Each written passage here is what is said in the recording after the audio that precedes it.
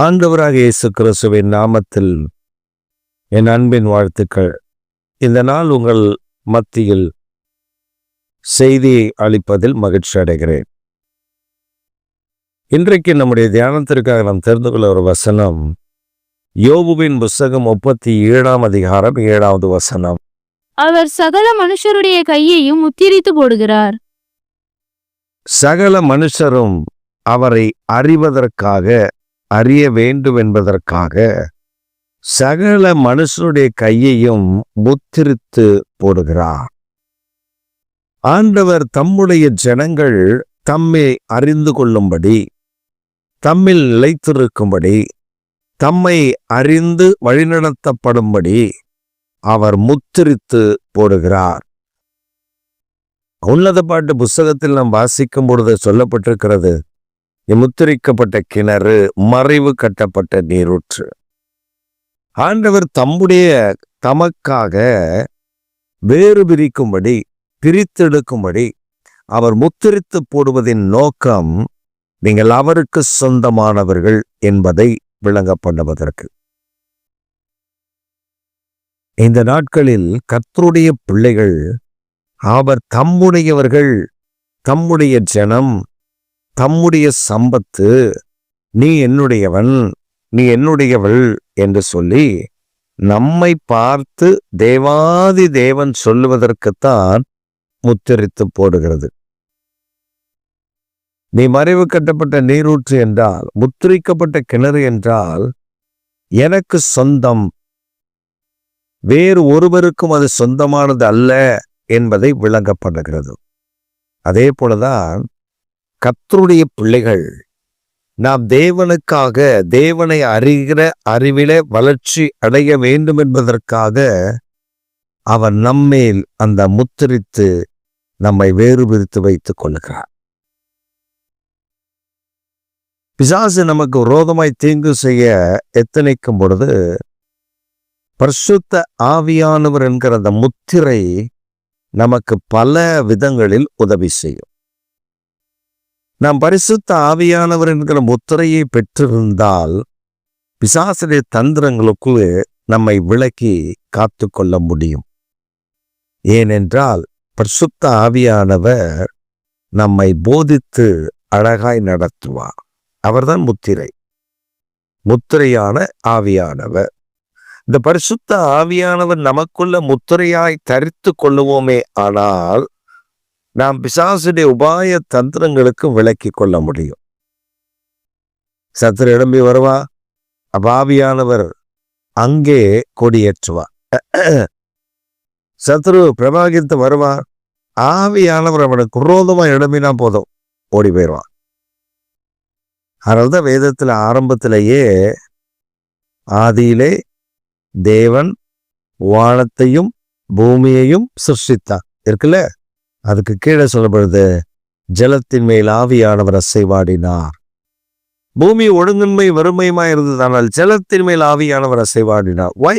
ஏன் ஆவியானவர் அசைவாடினார்? அங்கே பிசாசுடைய கிரியைகள் அடங்கி போகும், முடக்கப்பட்டுவிடும். அதனால்தான் ஆவியானவர் நம்மேல் அசைவாடுவதற்கு அந்த முத்திரையின் ஆவியானவர் நம்மை முத்திரித்து போடும்படி நாம் இடம் கொடுக்க வேண்டும்.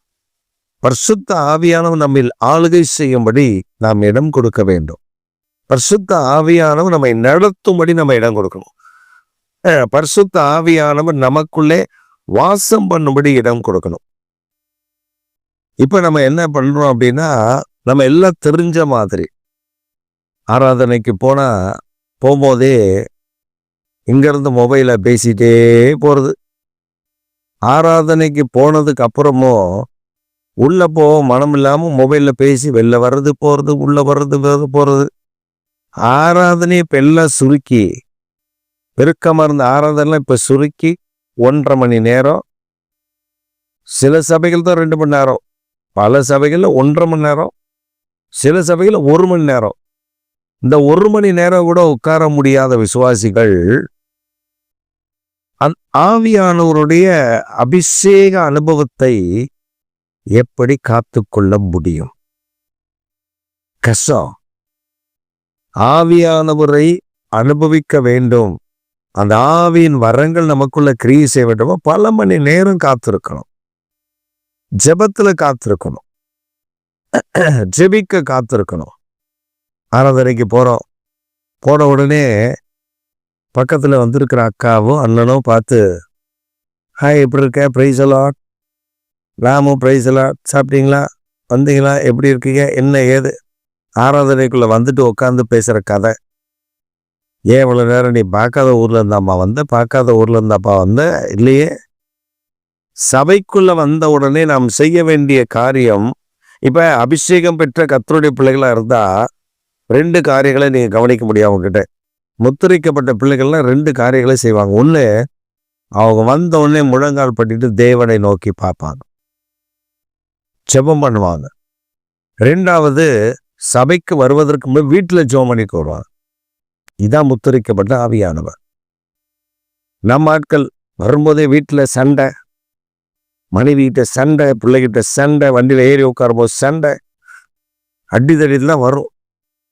இடிதடிய மாதிரி அடிதடியில வந்து கெட்ட கெட்ட வார்த்தையெல்லாம் பேசிட்டு ரோட்டெல்லாம் திட்டின்னு சமைச்சிக்கின்னு வந்து இறங்கி அப்படி உள்ள வரும்போது பார்த்தீங்கன்னா அவங்கள போல பரிசுத்தவான் யாரும் இல்லாத போல ஒரு ஆக்ஷனை போட்டு உள்ள வந்து அப்படி முட்டி